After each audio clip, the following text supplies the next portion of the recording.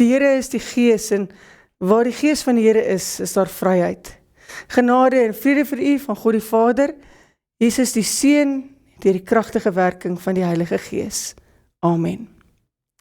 Vandag vier ons Pinkster volgens ons kerklike kalender, die uitstorting van die Heilige Gees. Nog 'n belofte wat in vervulling kom. Jesus wat beloof, hy los ons nie alleen nie. Kom ons lees vanmôre die eerste paar verse van Handelinge 2 rondom die gebeure van die uitstorting. Ek gaan lees ook gerus op die tyd die res van hierdie indrukwekkende hoofstuk. Kom ons lees dit saam. Handelinge 2 vanaf vers 1 tot en met vers 17. Toe die dag van die Pinksterfees aanbreek, was hulle almal op een plek bymekaar. En skielik was daar 'n geluid uit die hemel, soos van 'n geweldige stormwind. En dit het die hele vertrek gevul waar hulle gesit het. Hulle het iets soos vuur gesien, wat in tonge verdeel op elkeen van hulle gekom het. Almal is met die Heilige Gees vervul, en hulle het dit in ander tale begin praat, soos die Heilige Gees dit aan hulle gegee het, om onder sy leiding te doen. Daar het godsdienstige Jode uit al die nasies onder die son in Jerusalem gewoon. Toe die mense die geluid hoor, het 'n groot skare saamgedrom, en omdat elkeen gehoor het hoe daar in sy eie taal gepraat word, het hulle nie geweet hoe hulle dit het nie. Verras en verbaas sê hulle toe, die mense wat daar praat is tog almal Galileërs. Hoe hoor elkeen van ons dan sy eie moedertaal? Perse, Mediërs en Elamiete, sowel as inwoners van Mesopotamia, Judea, Kappadosie, Pontus en die provinsie Asië, Frigië, Pamfilië, Egipte en dele van Libië om Cyrene, mense uit Rome, Jode sowel as heidene wat in die Joodse geloof aangeneem het, Kreteseners en Arabiere. Ons hoor hulle in ons eie taal praat oor die groot dinge wat God gedoen het. Hulle was almal verbaas en uit die veld geslaan. Party het vir mekaar gevra, wat kan dit tog beteken? Maar party het gespot en gesê, hulle is dronk. En toe staan Petrus saam met die 11 ander apostels op, en onder die leiding van die Heilige Gees spreek hy die mense toe. Jode en julle almal wat woon in Jerusalem, ek moet vir julle verduidelik wat gebeur het. Luister na wat ek gaan sê. Hierdie mense is nie dronk soos julle dink nie, want dit is nog maar 9 uur in die môre.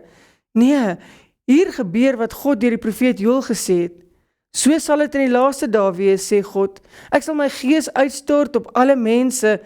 Julle seuns en julle dogters sal as profete optree. Julle jong mense sal gesigte sien en julle ou mense sal drome droom. Ons lees net tot sover. Ons tema is vanmôre die fees van die Gees. Nou as gelowiges wil ons dikwels ons geloof vasvang in 'n paar woorde. Ons wil dit verklaar. En wanneer ons geloof wil beskryf, dan skiet woorde dikwels te kort. Ons wil sê wat ons glo, maar glo ons regtig wat ons sê? En die enigste teks in die Bybel wat pertinent vir ons die definisie van geloof gee, is Hebreërs 11 vers 1. U het dit dalk iewers gehoor of self gelees. Om te glo is om seker te wees van die dinge wat ons hoop, om oortuig te wees van die dinge wat ons nie sien nie. En ek begin vanoggend met hierdie definisie van geloof, want om 'n Christen te wees is moeilik. Dit is geen maklike taak nie. Alles rondom ons geloof staan voor uitdagings, vir die res van die mensdom en gelowe. 'n Maagdelike geboorte, wonderwerke, opstanding uit die dood, hemelvaart, Pinkster, 'n drie-enige God. Een God, maar 3 wesens, 'n ewige lewe. Hoe verduidelik 'n mens dit? Hoe verklaar jy dit? Dis sulke groot begrippe, woorde met belaaide betekenisse, en tog glo ons dit onvoorwaardelik. Partykeer wens ek was daar toe die Heilige Gees uitgestort is, sodat ek dit self kon sien en self kon beleef. Mens lees die Handelinge teks en jy probeer 'n prentjie vorm van die verbasing, die chaos, die onverklaarbaarheid, die wonder van die uitstorting van die Heilige Gees. As 'n mens lees van die uitstorting van die Heilige Gees en die gebeure daar, dan laat dit jou soms twyfel of ek dan nou regtig die Heilige Gees binne in my het. Ek kan nie in tale praat nie. Ek het dalk nie die gawe van profesie nie. Ek maak nie altyd die regte besluite nie. Ek voer nie altyd God se opdragte uit nie. En dit laat 'n mens wonder, hoe seker is ons oor die Heilige Gees? Hoe oortuig is ons?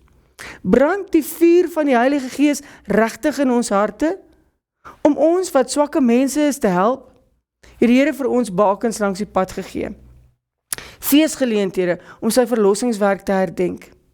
Hy het sulke feeste in die Ou Testament vir sy volk gegee en hy het dit ook in die Nuwe Testament gegee. En ek glo vandag gee hy dit ook vir ons. Ons het die afgelope 2 maande Paasfees gehou, die kruisiging en die opstanding van Jesus herdenk, Hemelvaart, nou Pinkster. En juist daarom vier ons vandag Pinkster. Pinkster is die fees van die uitstorting van die Heilige Gees. Al die feeste, oftewel bakens op ons geloofpad, het in werklikheid met een saak te doen. En dit is, die Here verlos sy volk tot diens. En sowel die Ou Testament as in die Nuwe Testament gaan die feeste oor die Here wat sy volk verlos, sodat hulle hom kan dien. En dit is nogal insiggewend om hierdie parallelle lyne raak te sien. In die Ou Testament verlos God sy volk Israel uit slawerny in Egipte. En hy stuur aan hulle 'n man Moses, wat op 'n besonderse manier uit die Nyl gered word en in Farao se paleis groot word.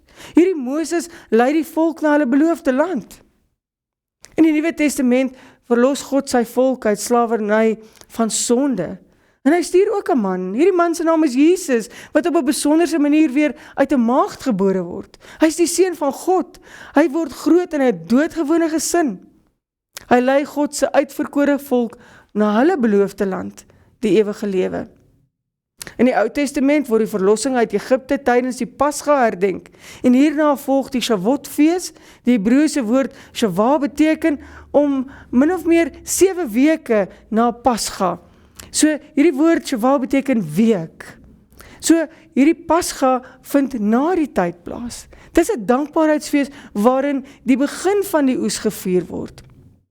En dan ook in die Nuwe Testament word die verlossing van Christus jaarliks tydens Paasnaweek gevier. En dan kom Pinkster. Pinkster kom weer van die Griekse woord Pentakoste, wat beteken 50. 50 dae na Paasfees, dit wil sê, ook min of meer 7 weke, word Pinksterfees gevier. So dit was dus tydens die Shavuot of Pinkster, wat oesfees ook was. Daardie tyd is die Heilige Gees uitgestort. Die oes op die landerye was destyds die bewys van God se seën, die nuwe lewe wat hy aan sy volk gegee het. En dan volg die volk sy reaksie op God se seën. Hulle vier fees. Dis gedurende juis hierdie feestyd wat die volk vir al die jare hierdie dae herdenk en vier. En dan kom hier nuwe bakens na vore. En God laat dit so ook in lyn val met die gebeure of feeste van daardie tyd. Die volk was telkens herinner aan hierdie nuwe bakens. Die volk vier fees want hulle lewe met nuwe hoop. 7 weke na Pasga het die Israeliete die fees van die weke gevier. Dit was 'n fees wat gevier was met die eerste gerwe koring wat van die lande afgeoes is. En dit was 'n bewys dat God lewe gee, God sorg. Hy bied vir sy volk 'n toekoms. Met hulle koringoes kon hulle as volk van God elke dag lewe. In die Nuwe Testament word die Heilige Gees tydens Pinkster 50 dae, so met ander woorde 7 weke na Jesus se kruisiging en opstanding uit die dood uitgestort. God stuur sy Gees, sy oes, na sy volk, juis om aan hulle 'n nuwe lewe en 'n nuwe toekoms te gee. Ons lewe vandag ook met dieselfde hoop. Dit is mos wat geloof is. Kan jy onthou wat ons aan die begin gesê het in Hebreërs 11 vers 1? Die definisie van geloof? Om te glo is om seker te wees van dit wat ons hoop en om oortuig te wees van dit wat ons nie kan sien nie. Ons sien nie die Heilige Gees nie, maar ons sien baie duidelik wat hy doen. Ons sien hoe hy nuwe lewe bring. Hy kom trek binne in elkeen van ons in. Hy maak ons deel van God se oes. Die Here het aan ons die Heilige Gees in ons gegee, juis as daardie oes. Dit wil sê die bewys van 'n nuwe lewe en 'n toekoms in sy koninkryk. Sy belofte het in elkeen van ons in vervulling gekom. Hy los ons nie alleen nie, hy los sy Gees agter om ons te vergesel. Die volk Israel het met die nuwe gerwe koring wat hulle tydens die fees van weke gedra het, gewys dat hulle God se volk is. Hulle het gesê, kyk net hier, daar is 'n wonderlike oes op die lande.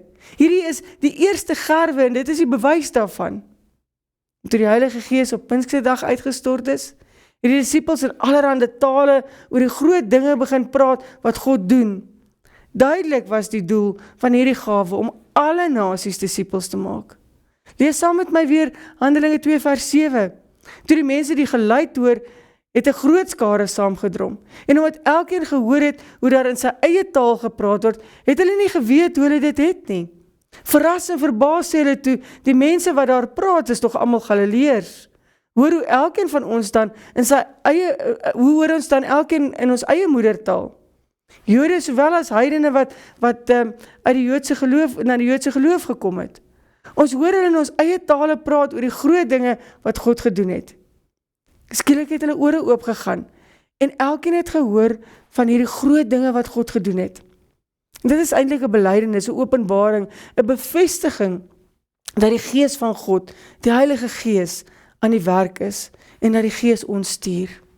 Die lewende hoop word 'n bevestiging deur 'n gawe. Die Israeliete het die eerste gerwe koring tydens die fees van weke aan die Here teruggegee as bewys dat hulle hele oes en hulle hele lewe, hulle hele toekoms aan God behoort. En nou is die vraag, hoe kan ons vandag ons eerste gerwe van ons oes aan die Here gee? En die antwoord is eintlik eenvoudig, deur onsself onder die leiding van die Heilige Gees in sy diens te stel en dadelik te begin om ander mense ook disippels te maak. Daar hoef nie snaakse bonatuurlike goed met ons te gebeur om te weet die Heilige Gees werk in ons nie. Ons kan net eenvoudig lewe in gehoorsaamheid aan God. Ons kan die vrug van die Gees, naamlik die liefde, die vreugde, die vrede, geduld, vriendelikheid, goedhartigheid, nederigheid en selfbeheersing, dit wat in Galasiërs 5 vers 22 staan, ons kan daardie dinge aan die Here wy. Mens moet sien hoe die vrug van die Gees in ons elkeen se lewe duidelik word en ons laat fees vier. En met hierdie gerwe, wat die vrug van die Gees is, word ons lewe een groot fees. Maar ons kan nie net fees vier nie. Daar is werk wat wag. En dalk moet ons regtig die Gees van ons Here Jesus net toelaat om weer sy werk deur ons te doen. En nie net heeltyd daarteen te stry nie. Die vrugte van die Gees kos ons niks. Dit vra wel van my en van jou so 'n bietjie inspanning. Dit vra wel dat ek anders begin dink en anders begin doen. Maar weet jy, dit kos niks. En daardeur kan ons waarde verander weer gee. En ook waarde in hulle lewens toevoeg. En dan moet ons, soos die volks Israel destyds, na die fees van die weke toe teruggaan. Ons moet terug aan lande toe, want die hele oes moet nog ingesamel word. Rondom ons staan hierdie oes wit op die lande.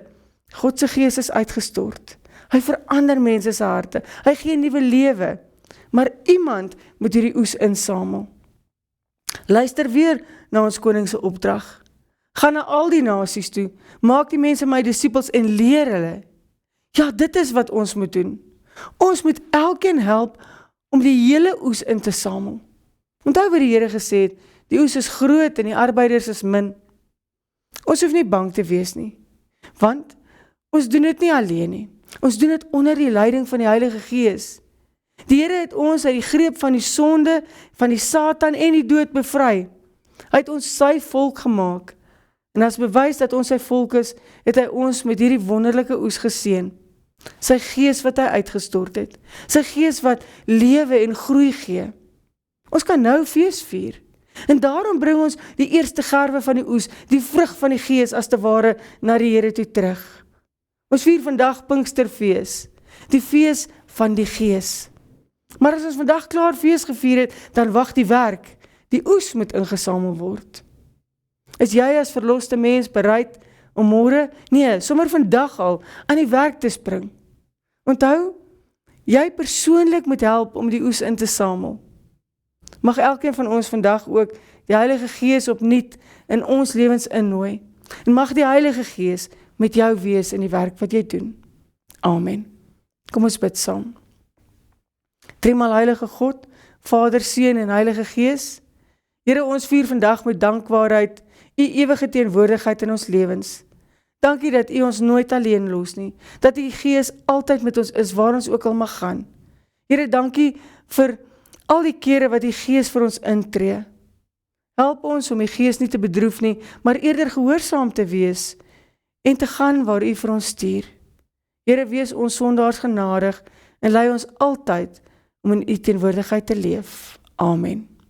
Ontvang nou die seën van die Here.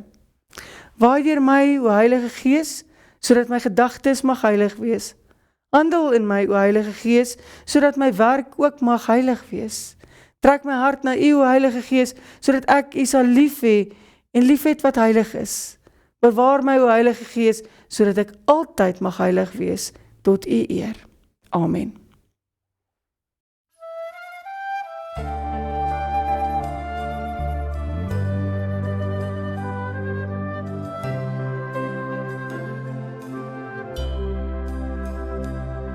O Heer, ons staan voor U gebroken. As mens verstaan ons nie weer, maar U stuur vir ons 'n leidsman trouw. Hy lei ons na U. Kom, o Skepper, Heer, lewendmakend Gees, kom in al die volheid,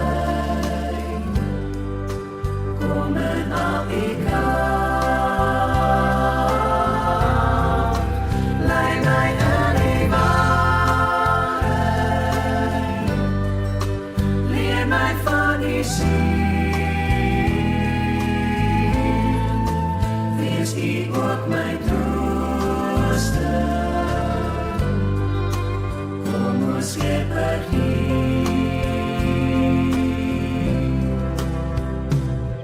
O Heer, ons staan voor U gebroken. As mens verstaan ons nie meer, maar U stuur vir ons 'n leidsman trouw. Hy lei ons na U. Kom, o Skepper, Heer, lewendmakend Gees, kom in al die volheid, kom in al die kracht, lei my in die waarheid, leer my van die wees U ook my trooster. Kom, o Skepper, Heer, lei my in die waarheid,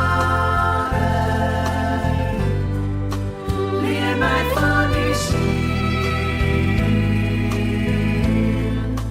wees U ook my trooster.